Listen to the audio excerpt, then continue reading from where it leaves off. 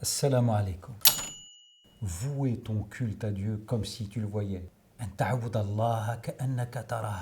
Ce fragment de hadith fait état de ce que signifie al-ihsan, l'excellence dans la dévotion, un niveau réservé à peu d'élus qui, s'ils ne voient pas Allah, sont habités par la conscience que lui les voit.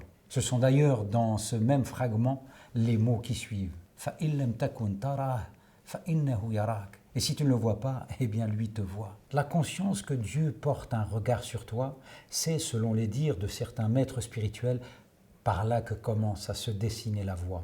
Il renvoie en cela à la notion de droit chemin, at-tariq al-mustaqim, mentionnée dans le Coran, à la sourate 46, verset 30, ou encore à la voie droite qui mène à Dieu, as-sirat al-mustaqim, qui revient très souvent dans le Coran. Pour ma part, je me demande comment faire à une époque comme la nôtre et dans un monde comme le nôtre pour emprunter cette voie et cheminer. Demeurer en parfaite conformité avec les enseignements de l'islam, est-ce que c'est seulement possible? Et attention, par cheminement, les maîtres entendent la mise en route des pratiques de l'esprit et du cœur. Les pratiques visibles de la religion sont à la portée de tout le monde. Mais ça, là, comment tu fais vivre ça? Si les musulmans attribuent au prophète la mission de transmettre la révélation et celle de la commenter, il ne faut pas oublier sa fonction d'éducateur des âmes. يَتْلُو عَلَيْهِمْ آيَاتِهِ وَيُزَكِّيهِمْ وَيُعَلِّمُهُمُ الْكِتَابَ وَالْحِكْمَةَ, qui leur récite ces versets, les purifie et leur enseigne le livre et la sagesse. Sourate 3, verset 164. Ce serait donc à ça que ressemblerait le projet. Comment passer des seules pratiques visibles à celles cachées et qui exigent des efforts colossaux, nous dit-on. Comment passer de la gymnastique du corps à celle de l'âme? Alors, on peut tromper son monde avec une conformité sans faille, avec l'islam des apparences, mais quand tu apprends que l'âme dont parle le Coran est sujette à divers états, l'âme altérée, vicieuse, al-ammaratu bis-su, sourate 12, verset 53, l'âme consciencieuse, al-lawwama, sourate 75, verset 2, et l'âme sereine et apaisée, al-mutma'inna, sourate 89, verset 27. Savoir de quelle âme on dispose, est-ce important? Si oui, comment la diagnostiquer et être sûr que le diagnostic est bon? Tiens, si elle est vicieuse, l'est-elle devenue? L'a-t-elle toujours été? Et comment l'amener à la sérénité en passant par l'étape de l'âme consciencieuse?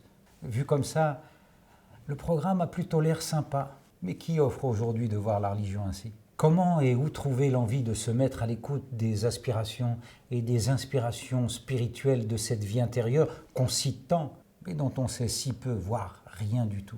D'aucuns évoquent une union mystique, une communion spirituelle possible avec Dieu par le biais de pratiques religieuses. Ils passent pour cela par le célèbre hadith, hadithul wali.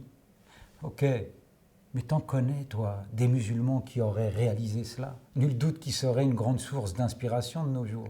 En tout cas, s'ils existent, ils sont bien discrets, et certainement bien plus que tous ces exhibitionnistes de la religiosité. Sans doute ne sommes-nous tous pas égaux dans notre désir de cheminer vers Dieu. Raison pour laquelle, peut-être, les voies sont multiples pour y parvenir. Est-ce que cela peut simplement être un loisir? Ou au contraire une préoccupation de tous les instants? Est-ce que ça se commande? C'est une activité de groupe ou au contraire une initiation en solitaire qui conduit à la rencontre de Dieu ici-bas, avant l'au-delà? Finalement, la question qui pourrait résumer toutes celles que je viens de poser ne pourrait-elle pas être: est-ce que le jeu en vaut vraiment la chandelle? Et à cette question, personne ne saurait répondre à la place de quiconque, pas même un musulman.